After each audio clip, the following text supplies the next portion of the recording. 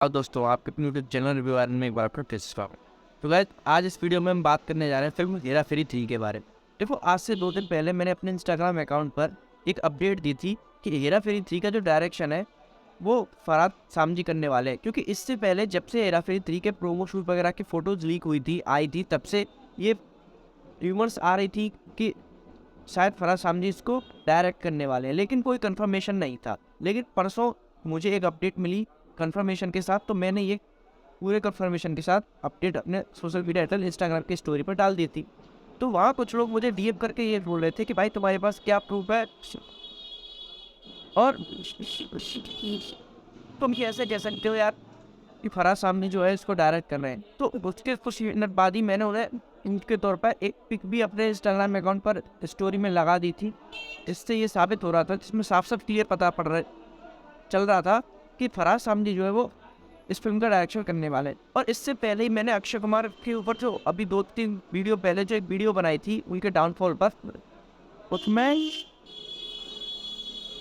Clearly मैंने एक बात बोली थी कि मुझे हेरा फेरी 3 से कोई उम्मीद नहीं। तो अब ऐसा क्या रीज़न है कि मुझे हेरा फेरी 3 जैसी जो मोस्ट अवेटेड मूवी है उससे उम्मीदें नहीं है, इसके बारे में बात करके इस वीडियो में, तो वीडियो में लास्ट तक बने रहना। चलिए जल्द से शुरू।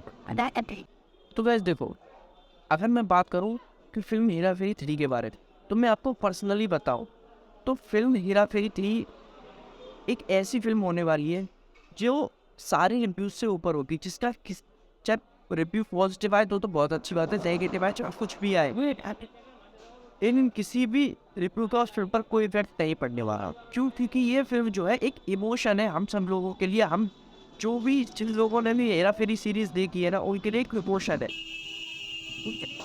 भी होने वाली ये फिल्म होने वाली है, तो ये सब चीज़ें जो है इस फिल्म के हाथ में ही काम करने वाली है। लेकिन मेरा जो ओपिनियन बनता है इस फिल्म के लिए कि मैं एक्साइटेड क्यों नहीं हूँ, उसका जवाब मैं आपको देने की कोशिश करूँगा। तो मैं अगर सबसे पहली बात लेके चलूँ तो सबसे पहला पॉइंट मैं डिस्कस करना चाहता हूँ आपके साथ कि भाई देखो, मैं बात करूँ सबसे पहले फिल्म हेरा फेरी से, तो जो पहला पार्ट था जो सर 2000 में आया था उसको डायरेक्ट किया था प्रियदर्शन सर ने, और उसके बाद जो सेकंड पार्ट आया था उसको डायरेक्ट किया था नीरज बोरा सर ने। तो देखो, आप प्रियदर्शन सर ने जो पहला पार्ट डायरेक्ट किया था, प्रियदर्शन सर की जितनी भी मूवीज़ हैं, आप अगर उन मूवीज़ को उठाकर देखोगे तो उन मूवीज़ में एक चीज़ सबसे ज़्यादा कॉमन मिलेगी। अगर मैं बोलूँ कि उनकी फिल्मों में जो हमें कॉमेडी देखने के लिए मिलती है, अगर उसका सबसे बड़ा कॉमन पॉइंट जो है वो थे उनके साथ काम करने वाले राइटर, और उन राइटर में का नाम था नीरज बोरा। वही नीरज बोरा जिन्होंने फिर हेरा फेरी को डायरेक्ट किया था 2007 में। तो देखो, क्योंकि मैं इस बात का सबसे बड़ा एग्जांपल आप लोगों को लाइव दे सकता हूँ, वो ये है कि नीरज बोरा सर के निधन के बाद प्रियदर्शन सर ने मूवी बनाई थी हंगामा 2। तो आप हंगामा 2 को ही देख लीजिए कि उसमें वो कॉमेडी नज़र ही नहीं आई थी जो प्रियदर्शन सर की मूवीज़ में हमें पहले दिखाई देती थी। इवन कोई कह भी नहीं सकता कि ये प्रियदर्शन सर द्वारा बनाई गई मूवी है, क्योंकि नीरज बोरा सर की जो राइटिंग थी वो नहीं थी। तो देखो, सबसे पहली बात, स्क्रिप्ट के बारे में क्या है, किसने स्क्रिप्ट लिखी है, इस बारे में अभी तक नहीं पता। लेकिन मैं एक बात जानता हूँ कि जब नीरज बोरा सर की जब डेथ हुई थी तो वहाँ एक बात क्लियरली सामने आई थी कि उस टाइम नीरज बोरा सर हेरा फेरी के तीसरे पार्ट पर काम कर रहे थे, उसकी स्क्रिप्ट लिख रहे थे, उसकी स्टोरी लिख रहे थे, लेकिन वो उस स्टोरी को कंप्लीट नहीं कर पाए थे जितना मेरे पास अपडेट्स हैं उसके अकॉर्डिंग। तो वो स्क्रिप्ट कंप्लीट करने से पहले ही उसकी डेथ हो गई थी। तो अब उस स्क्रिप्ट को कंप्लीट किया गया होगा, लेकिन देखो यार, इतना कंफर्म है कि नीरज बोरा सर ने जिस तरह से वो स्क्रिप्ट लिखी होगी उसके बाद वाले स्क्रिप्ट को उस तरह से कंटिन्यू नहीं किया होगा, ये मैं पूरी तरह से उम्मीद लेकर बैठा हूँ। तो एक सबसे बड़ा रीज़न जो मेरा इस मूवी की स्क्रिप्ट से, इस मूवी की कहानी से, इस मूवी से जो मेरा एक्सपेक्टेशन कम होने के कारण है, सबसे पहला कारण है। दूसरा कारण देखो, दूसरा कारण इसके डायरेक्टर फरहाद सामजी। देखो, मैं अगर आपको ओपिनियन बताऊँ, मैं अपना ऑनेस्ट ओपिनियन आप लोगों को बताने की कोशिश करूँगा गाइस, तो मुझे आज बॉलीवुड में सिर्फ एक डायरेक्टर है जो ऐसा लगता है कि जो हेरा फेरी सीरीज़ को अच्छी तरह से डायरेक्ट कर सकते हैं, और वो है सिर्फ और सिर्फ राज सांडल। वही राज सांडल जिन्होंने आयुष्मान खुराना के साथ ड्रीम गर्ल मूवी बनाई थी, और जो अब आयुष्मान खुराना के साथ ही ड्रीम गर्ल का सेकंड पार्ट लेकर आ रहे हैं। सिर्फ एक वही डायरेक्टर है जिनसे मैं एक्सपेक्टेशन रखता हूँ कि वो हेरा फेरी सीरीज़ के साथ जस्टिस कर सकते हैं, वरना मुझे किसी भी डायरेक्टर से अब उम्मीद नहीं है।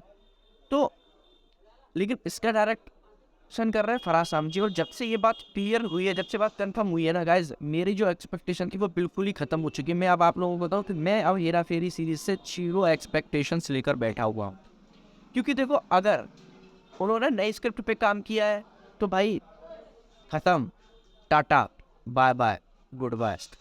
लेकिन अगर उन्होंने उस नीरज बोरा सर वाली स्क्रिप्ट को कंसीडर किया है, तो सबसे पहली बात कि जितना नीरज बोरा सर ने लिखा था उसको थोड़ा बहुत मैं कंज्यूम करके चल सकता हूँ, कंसीडर करके चल सकता हूँ।